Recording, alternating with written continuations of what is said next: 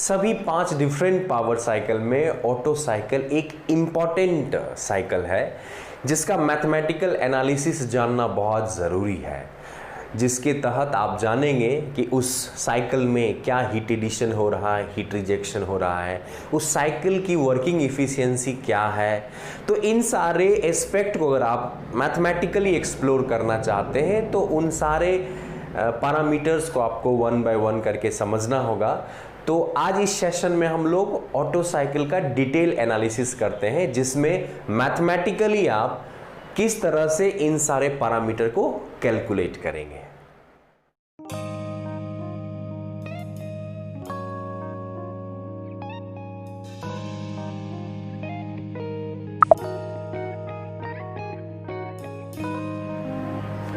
Hello everyone, I welcome you all on my YouTube channel. आज इस session में हम लोग ऑटो साइकिल का डिटेल एनालिसिस करेंगे। अभी तक हमने सभी पावर साइकिल का pressure versus volume diagram as well as temperature versus entropy diagram draw कर लिया था। आज हम लोग स्पेशली ऑटो साइकिल पे सारा मैथमेटिकल एनालिसिस करेंगे कि इस साइकिल में क्या कंप्रेशन वर्क होगा, क्या एक्सपेंशन वर्क होगा, उसके बाद कितना हीट ट्रांसफ़र इन करेगा, दैट मीन्स हीट एडिशन कितना होगा, हीट रिजेक्शन कितना होगा। जब हम इन सारे पैरामीटर को समझ लेंगे ना with the help of pressure, volume, temperature, entropy, उसके बाद हम लोग इस साइकिल की थर्मल इफिशियंसी कैलकुलेट करेंगे और फिर उसका एनालिसिस करेंगे। तो आइए सबसे पहले हम लोग ऑटो साइकिल का एनालिसिस एक एक प्रोसेस करके हम लोग करते हैं, और आज इसमें मैं आपको कुछ नई टर्मिनोलॉजी के बारे में बताऊंगा। जैसा कि आप लोग जानते हैं कि ऑटो साइकिल की जो इफिशियंसी होती है वो कंप्रेशन रेशियो के टर्म में मोस्ट कॉमनली यूज होता है, और उसी पे आधारित न्यूमेरिकल भी आपको एग्जाम में आएंगे। तो हम लोग आज जानेंगे कि कंप्रेशन रेशियो क्या होता है, फिर एक्सपेंशन रेशियो क्या होता है, ये सारी चीज़ें हम लोग जानेंगे। तो पहले हम लोग process one by one process को देखते हैं। तो सबसे पहले आप इस डायग्राम को देख लें, ये प्रेशर वर्सेस वॉल्यूम डायग्राम है, ये टेम्परेचर वर्सेस एंट्रोपी डायग्राम है। जैसा कि आप लोग जानते हैं प्रेशर वर्सेस वॉल्यूम डायग्राम का जो नेट एरिया होता है वो नेट वर्क ट्रांसफ़र को बताता है, और टीएस डायग्राम का जो नेट एरिया होता है वो नेट हीट ट्रांसफ़र को बताता है। और टेक्निकली फॉर ए साइकिल ना change in internal energy is zero, that's why इस साइकिल में जो नेट हीट ट्रांसफ़र होगा, दैट मीन्स ये एरिया जितना होगा उतना ही ये एरिया होगा ना, क्योंकि for a cycle first law कहता है नेट हीट ट्रांसफ़र बराबर नेट वर्क ट्रांसफ़र। ये कुछ बेसिक्स थे। अब हम लोग प्रोसेस 1 to 2 में कुछ रिलेशंस को देखते हैं। तो जैसा कि आप लोग जानते हैं कि हमारे पास जो प्रोसेस है, अगर हम 1 to 2 देखें तो 1 से 2 में देखेंगे तो हमारे पास प्रोसेस क्या है, कंप्रेशन। और मैंने आपको बताया था कि हम लोग कैसा कंप्रेशन करते हैं, isentropic compression. Isentropic compression means reversible adiabatic compression. तो इसका इक्वेशन जो हो जाएगा वो आपका हो जाएगा प्रेशर वॉल्यूम के पावर गामा बराबर constant. Since it is known as isentropic compression, इस पूरे प्रोसेस में एंट्रोपी विल रिमेन कांस्टेंट। जैसा कि आप लोग इस डायग्राम में देख सकते हैं ना, यहाँ पे अगर हम एंट्रोपी देखें तो S1 इक्वल्स टू S2, ठीक है। इसी तरह अगर हम यहाँ देख लें तो S3 is equals to S4। तो ये दो बेसिक प्रोसेस है। अच्छा, pressure versus volume hyperbolic curve है। तो अगर इसमें मैं रिलेशन लिखूं प्रेशर और वॉल्यूम में, तो can I write P1 V1 to the power gamma is equals to P2 V2 to the power gamma. यहां से हम लोग V1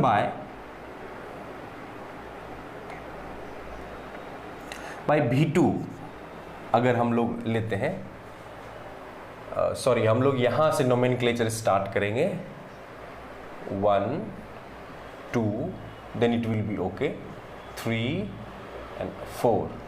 V1 is equals to V4 and then V2 equals to V3, ठीक है। यहाँ भी हम लोग 1 लेंगे, 1 से 2, ओके। तो 1 से 2 हमारा कंप्रेशन है। तो V1 बाय V2 अगर हम लोग लेंगे तो can I right P2 bye P1। अच्छा, चूंकि इसके होल के पावर गामा है, दिस कैन बी राइट है, और इसे हम आगे ऐसे भी लिख सकते हैं V1 by V2 that is equals to P2 by P1 to the power 1 by gamma. तो ये एक इंपॉर्टेंट रिलेशन हो गया। अभी मैं थोड़ी देर में बताऊंगा कि इस इंपॉर्टेंट रिलेशन का क्या महत्व है, क्यों मैंने V1 by V2 लिया ना। तो चूंकि ये कंप्रेशन प्रोसेस हो रहा है, तो आज मैं आपको यहाँ पे एक नए टर्म के बारे में बताऊंगा, that is known as compression ratio, जिसे हम लोग RK से भी सूचित करते हैं। ठीक है, तो यहाँ आज हम लोग समझेंगे कि कंप्रेशन रेशियो क्या है, और इसी ऑटो साइकिल में इसी तरह जिस तरह से हम कंप्रेशन रेशियो को R सफिक्स के लिख रहा हूं, इसी तरह 1 to 2 कंप्रेशन है। जब 3 to 4 प्रोसेस अभी हम लोग थोड़ी देर में डिस्कस करेंगे, तो वहां एक टर्म आएगा एक्सपेंशन रेशियो।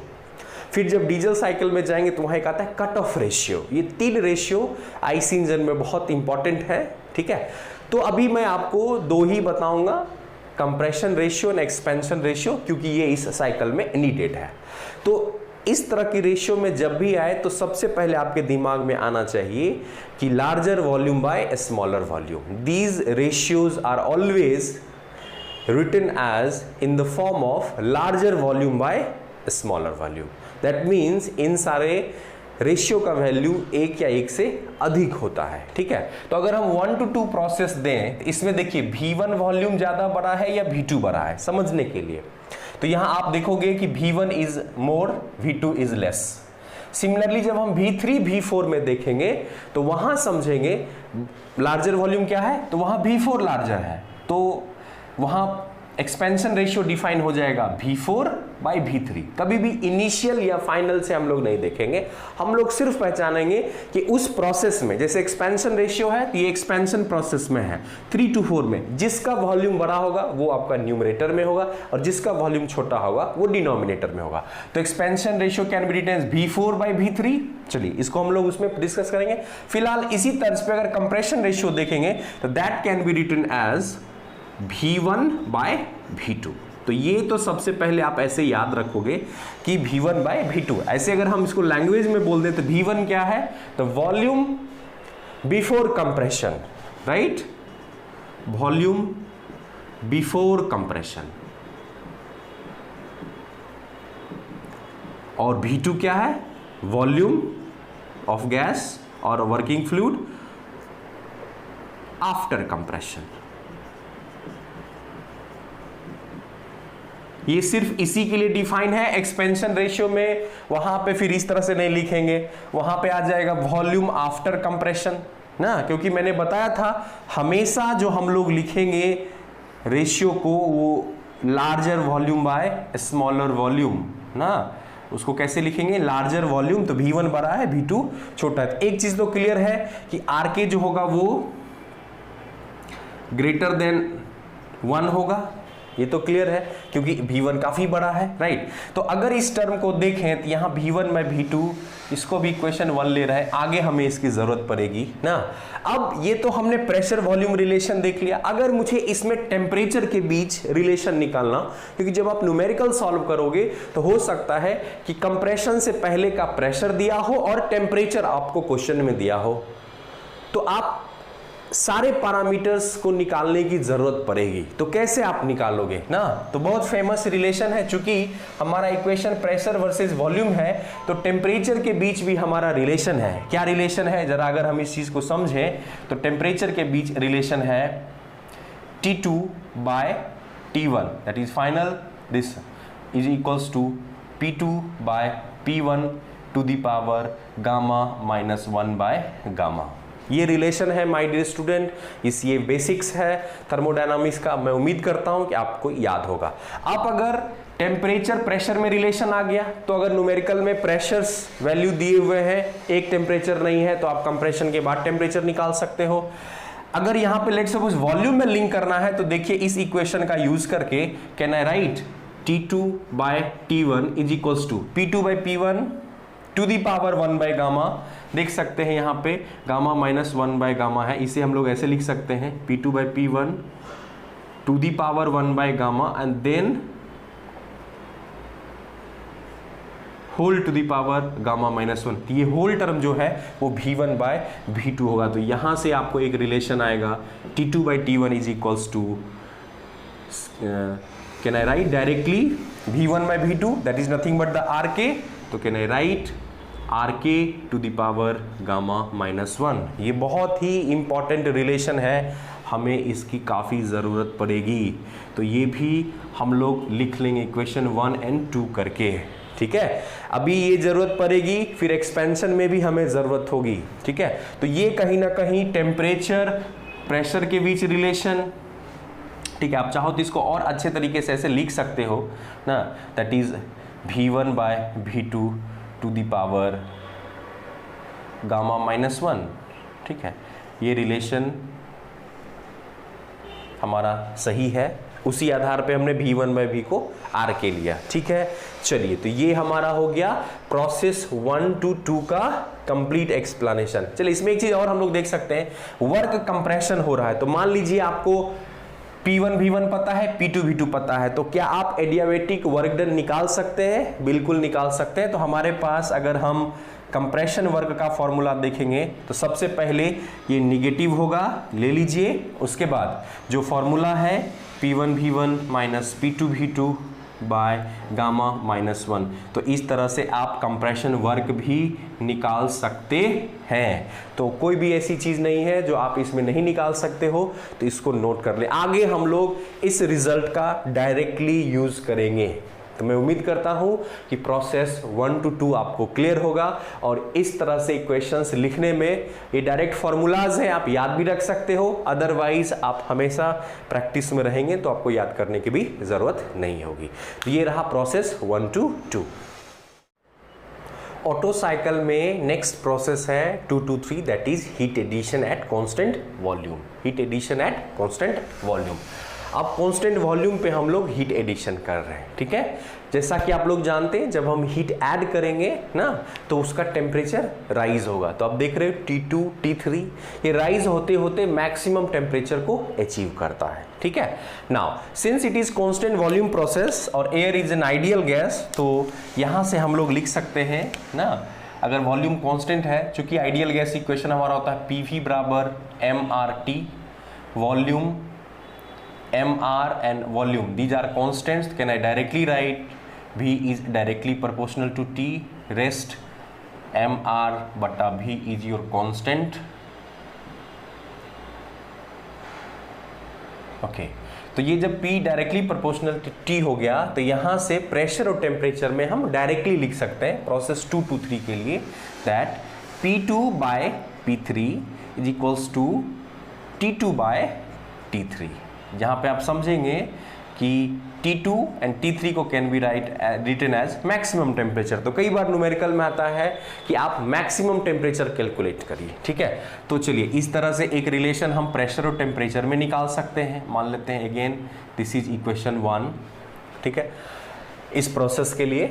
ओके, अब अगर प्रेशर टेम्परेचर हो गया, वॉल्यूम कांस्टेंट है, अगर वॉल्यूम कांस्टेंट है definitely can I write V2 equals to V3 ना, दिख भी रहा है V2 इक्वल्स टू V3 पूरी तरह से। नाउ प्रेशर हो गया, टेम्परेचर हो गया, वॉल्यूम हो गया। तो अगर हम हीट एडिशन की बात करें, ठीक है, तो हीट एडिशन चूंकि हो रहा है, तो थर्मोडायनामिक्स में heat addition Q1 that can be written as heat added to the system, that must be written as ना।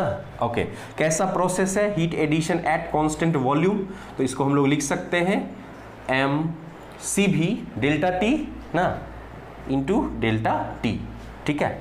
चूंकि हम लोग न्यूमेरिकल डील करें तो हमेशा ध्यान रखेंगे delta T means final temperature minus initial temperature, लेकिन वही हीट रिजेक्शन में हम लोग ऐसा करेंगे तो निगेटिव आ जाएगा। निगेटिव सोच हीट रिजेक्शन, पॉजिटिव सोच हीट एडिशन।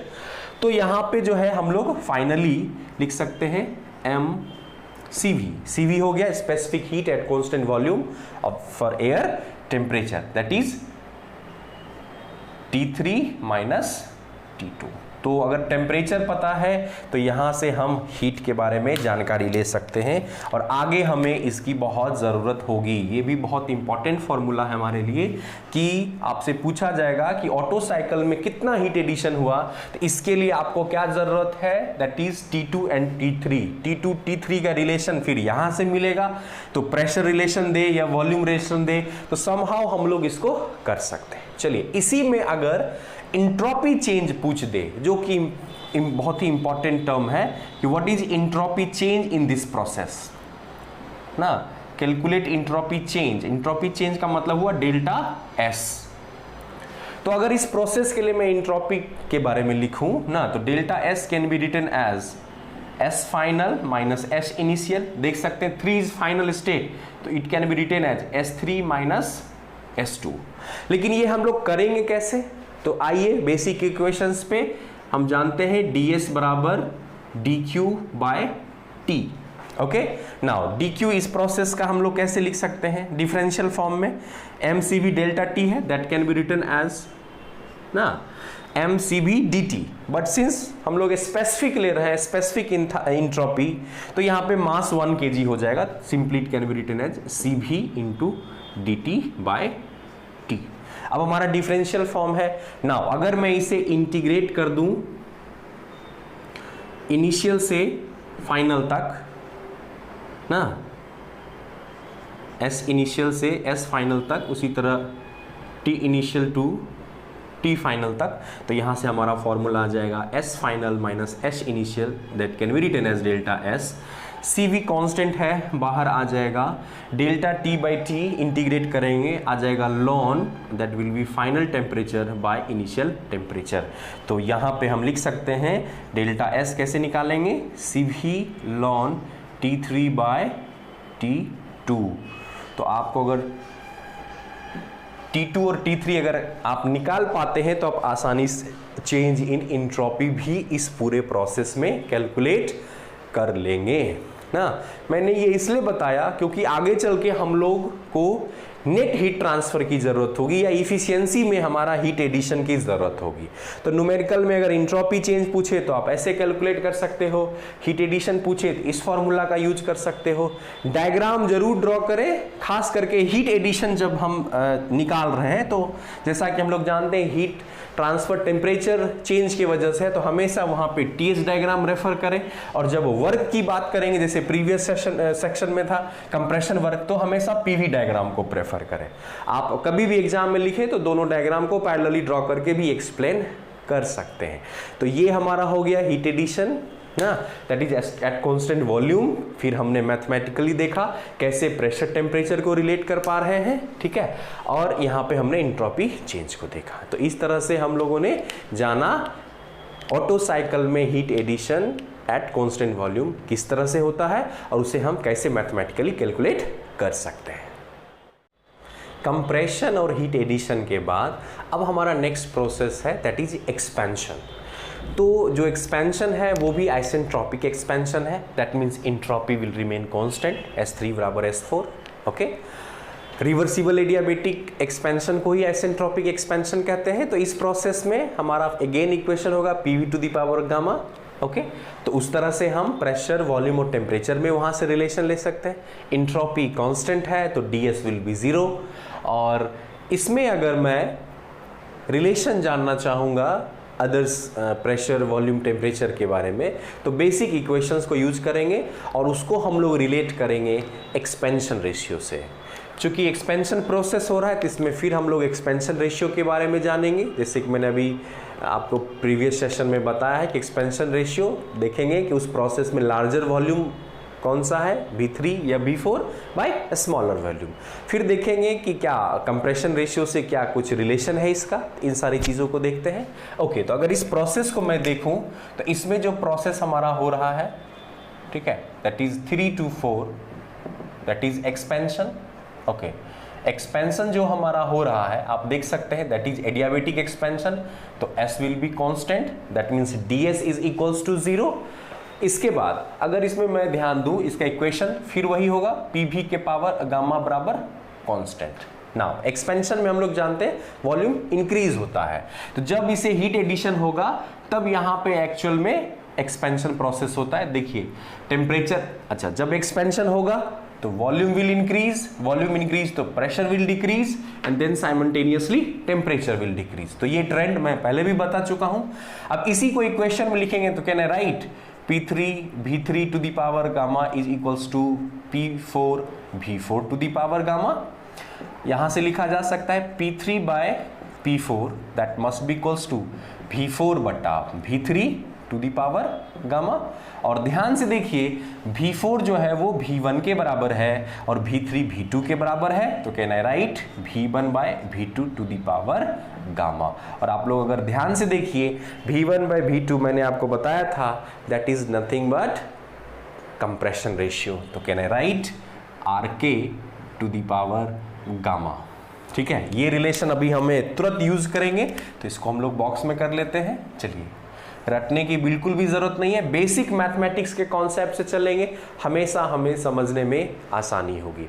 चलिए, ये P3 P4 that mean pressure versus volume relation. Similarly हम लोग प्रेशर वर्सेज टेम्परेचर रिलेशन भी ले सकते हैं। तो इसको कैसे लिखेंगे, तो मैंने आपको बताया था कि इसको लिखा जा सकता है T3 बाय T4, ये फॉर्मूला है that can be written as P3 by P4 to the power gamma minus 1 by gamma. अब अगर इस इक्वेशन से हम वैल्यू सब्स्टिट्यूट करें तो P3 का वैल्यू जो है वो डायरेक्टली हम प्रेशर में तो है ही रिलेशन, इसको हम वॉल्यूम से भी इंटरलिंक कर सकते हैं। अगर वॉल्यूम से कर दे तो कहना है write V1 by V2 to the power gamma whole to the power, यहां ध्यान से देखें आप लोग, यहाँ whole to the power gamma minus 1 by gamma. Power multiply होगा, ये कैंसिल आउट हो जाएगा। ठीक है, तो finally you will get the relation V1 by V2 to the power gamma minus 1। और कहीं ना कहीं ये आप देख सकते हैं T3 बटा T4 that must be equals to, can I write RK to the power gamma minus 1। और अगर आपको याद होगा तो सेम रिलेशन हमारा कंप्रेशन में भी निकला था इसी तरह से, RK to the power gamma minus 1 that can be written as simply T2 by T1।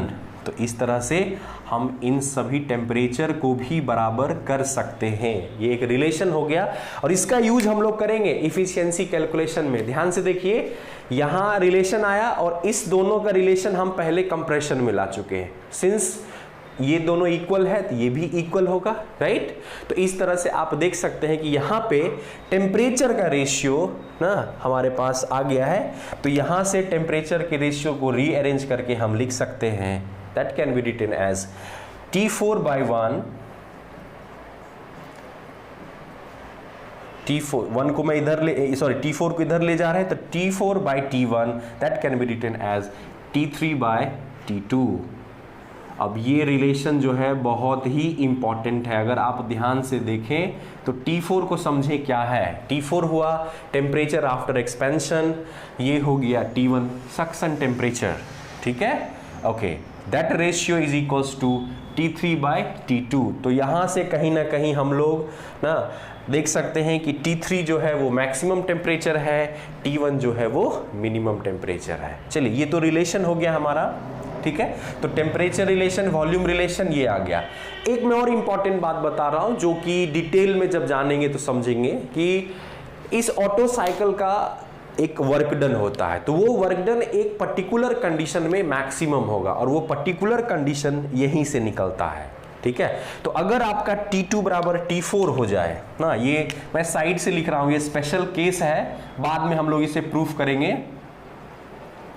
समझिए कि if T2 equals to T4, ध्यान से देखिएगा, T2 ये टेम्परेचर और ये टेम्परेचर अगर बराबर हो जाता है तो इन दैट केस जो हमारा नेट वर्क डन होगा वो हमेशा क्या होगा, मैक्सिमम होगा इन ऑटो साइकिल। याद रखना है, ये हमेशा क्या होगा, ये मैक्सिमम होगा। ये कंडीशन है, बकायदा इसे हम लोग प्रूफ भी करेंगे।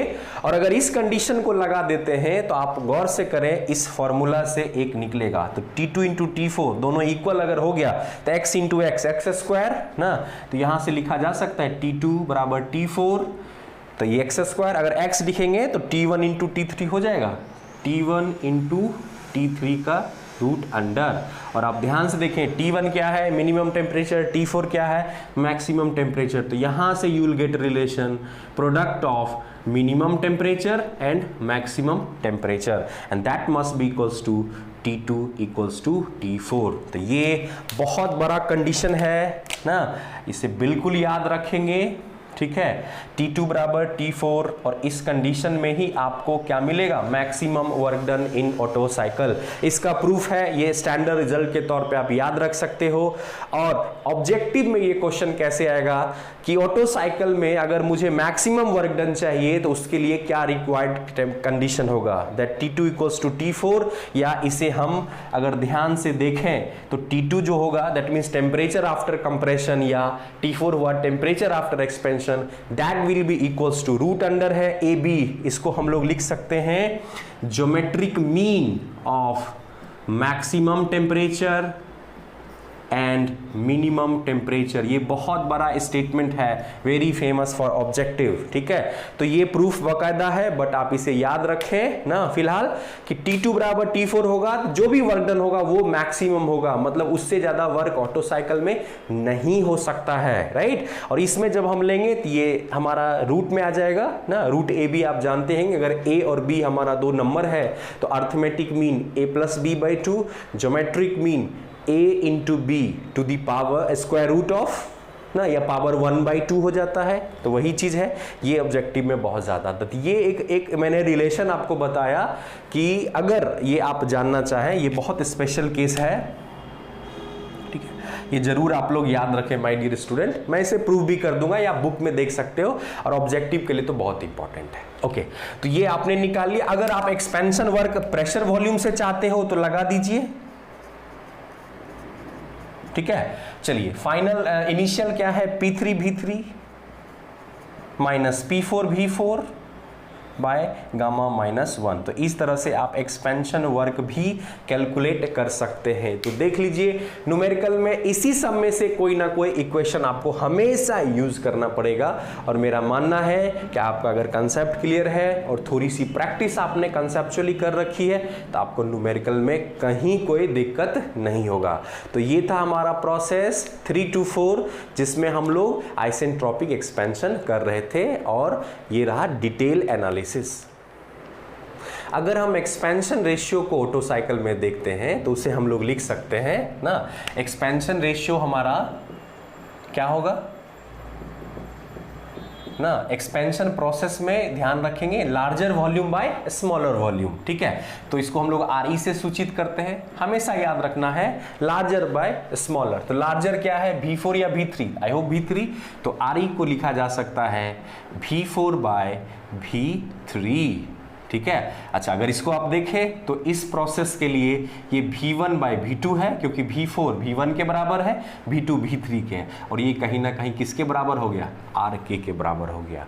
तो गौर से देखेंगे ऑटो साइकिल में ना, एक्सपेंशन प्रोसेस में जो एक्सपेंशन रेशियो है वो कंप्रेशन प्रोसेस में कंप्रेशन रेशियो के बराबर है। ये बहुत इंपॉर्टेंट रिलेशन है, लेकिन this only valid in auto cycle. ये सिर्फ जो है ध्यान रखना है ओनली फॉर ऑटो साइकिल है, क्योंकि डीजल साइकिल में फिर ये रिलेशन हमारा अलग हो जाता है। ये बहुत इंपॉर्टेंट आपका हो गया, ठीक है, RE बराबर RK, ठीक है। तो ये हमने जाना एक्सपेंशन रेशियो और इसके बारे में, ठीक है। चलिए इसको अगर वर्ड में डिफाइन करना चाहे तो V4 क्या है, वॉल्यूम आफ्टर एक्सपेंशन, और V3 क्या है, volume before expansion.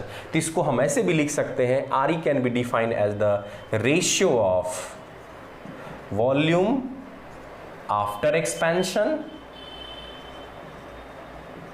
To volume before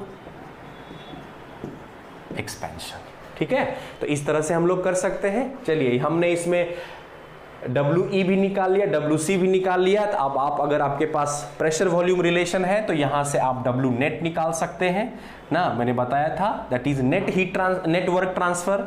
net work done क्या होगा, जो इसका एरिया होगा ग्राफिकली वो इक्वल होगा किसके, एक्सपेंशन वर्क, क्योंकि ये हमारा पॉजिटिव वर्क है, और ये WC माइनस कंप्रेशन वर्क ना। मैंने आपको बताया भी था इसका formula, P3 V3 minus P4 V4 by gamma minus 1, ये हमारा था। एंड माइनस अगर हम देखेंगे तो कंप्रेशर वर्क का मैग्नीट्यूड हमारा क्या था, 1 और 2 में अगर हम लोग लेंगे ना तो ये हमारा था that is P2 V2 minus P1 V1 by gamma minus 1। तो इस तरह से आप ये सारे चीज़ें करके आप नेट वर्क डन निकाल सकते हैं, क्योंकि इफिशियंसी का क्या फॉर्मूला होता है, net work done by heat supply या heat added to the system. तो ये कहीं ना कहीं हमें इसकी ज़रूरत पड़ेगी। चलिए, तो ये हमारा इस तरह से W नेट आ गया। तो अभी तक हमने देखा एक्सपेंशन रेशियो और कंप्रेशन रेशियो में रिलेशन, और फिर नेट वर्क डन कैसे कैलकुलेट करेंगे। ऑटो साइकिल में हमारा जो आखिरी प्रोसेस है वो है हीट रिजेक्शन। तो सबसे पहले आप लोग जानते हैं कि हीट रिजेक्शन जो है वो कैसे होता है, कांस्टेंट वॉल्यूम प्रोसेस है हमारा, ठीक है। तो अगर हम प्रोसेस को देखें तो प्रोसेस हमारा हो गया heat rejection eight constant volume. अब चूंकि वॉल्यूम कांस्टेंट है, जैसा कि देख सकते हैं V4 बराबर V1 इन PV डायग्राम। अब यहाँ पे अगर वॉल्यूम कांस्टेंट है, can I write V1 V4 is equals to V1। Very nice. चलिए, इसके बाद अगर हम लोग प्रेशर और टेम्परेचर के बीच में रिलेशन जाने, तो अगर वॉल्यूम कांस्टेंट है तो from ideal gas equation can I write that is P is directly proportional to T। अब देखिएगा, जैसे ही हीट रिजेक्शन होगा टेम्परेचर हमारा घटेगा, उस प्रोसेस में दिख भी रहा है T4 बड़ा है, T1 छोटा है TS डायग्राम में। ओके, तो टेम्परेचर हमारा घट रहा है। सिमिलर ट्रेंड प्रेशर में भी होगा, जब टेम्परेचर घटेगा तो साइमल्टेनियसली प्रेशर भी कम हुआ, राइट। तो ये हमारा ट्रेंड हुआ। तो इस रिलेशन के आधार पे आप यहाँ से इक्वेशन लिख सकते हो, that is P4 by P1 is equals to T4 by T1। तो ये एक हमारा रिलेशन हो गया। ओके, इसके बाद ये प्रेशर टेम्परेचर वॉल्यूम हो गया। अब इसमें हीट रिजेक्शन हम कैसे कैलकुलेट करेंगे, तो अगर आप हीट रिजेक्शन का फॉर्मूला देखो ना, that is very simple, Q2 will be your heat rejection eight constant volume. तो वॉल्यूम कांस्टेंट है तो definitely what will be the formula, mCv delta T। Okay, delta T, तो इसको अगर हम लोग लिखेंगे तो mCv डेल्टा T क्या है, final temperature minus initial temperature. तो आप देख सकते हो ना, सिंस T1 जो है वो आपका T4 से छोटा है, तो ये जो हो जाएगा वो निगेटिव हो जाएगा। Negative shows the heat rejection. Okay, तो मैग्नीट्यूड के लिए अगर हम देखें तो इसको डायरेक्टली लिख सकते हैं simply mCv T4 minus T1। Numerical solving में हमें ऐसे ही जरूरत पड़ेगी, ठीक है। तो हीट रिजेक्शन पता हो गया आपको, हीट एडिशन निकाल चुके हैं ना, तो यहां से आप नेट हीट ट्रांसफर कैलकुलेट कर सकते हैं, ठीक है। तो ये आपका हो गया। अब इसमें जो बचा वो है इंट्रोपी चेंज। तो इस प्रोसेस में आप इंट्रोपी चेंज कैसे कैलकुलेट करिएगा, ध्यान से देखिए। जैसे हमने हीट एडिशन में किया था, सिमिलर फैशन में ही इंट्रोपी चेंज कैलकुलेट कर लेंगे, that is delta S। Okay, तो जो डिफरेंशियल फॉर्म है ds is equal to dq by T ना, dq हम निकाल चुके हैं ना, तो पार्शियल में लिखेंगे डिफरेंशियल फॉर्म में cv into dt by T. अब इसको इंटीग्रेट कर देते हैं हम लोग, ठीक है, इसको ऐसे कर देते हैं, cv कांस्टेंट है बाहर आ जाएगा, dt by T integration. Okay, अब देखेंगे इनिशियल टू फाइनल। तो इनिशियल हमारा क्या है S4, फाइनल क्या है S1, उसी तरह T4 और T1, ठीक है। तो यहां से रिलेशन आ जाएगा S1 minus S4, that can be written as delta S and that is equals to CV, ये हो गया ln final temperature that is T1 by T4। और अब ध्यान से देखोगे T1 स्मॉलर है ना, यहाँ भी हमने लिखा है T1 जो है T4 से छोटा है, तो ये लॉन फ्रैक्शन हो जाएगा ना, ये हमारा ओवरऑल क्या आ गया, निगेटिव आ गया। तो delta S is coming negative, इस मीन्स इंट्रोपी हमारा घट रहा है। तो मैथमेटिकली अगर इसका मैग्नीट्यूड सिर्फ हम लोग देखें कि ट्रेंड नहीं देखें, तो CV lawn T4 by T1 ये इसका मैग्नीट्यूड हो जाएगा, जो कि इस प्रोसेस में हम आसानी से निकाल सकते हैं। तो आपने देखा कि हीट रिजेक्शन में किस तरह से हम लोग इक्वेशन लिख सकते हैं, फिर नेट हीट ट्रांसफर हम लोग निकाल सकते हैं, हीट रिजेक्शन पता है, हीट एडिशन में सबट्रैक्ट कर देंगे तो ये हमारा आ जाएगा, और उसके बाद फिर इंट्रोपी चेंज आप आसानी से कैलकुलेट कर सकते हैं।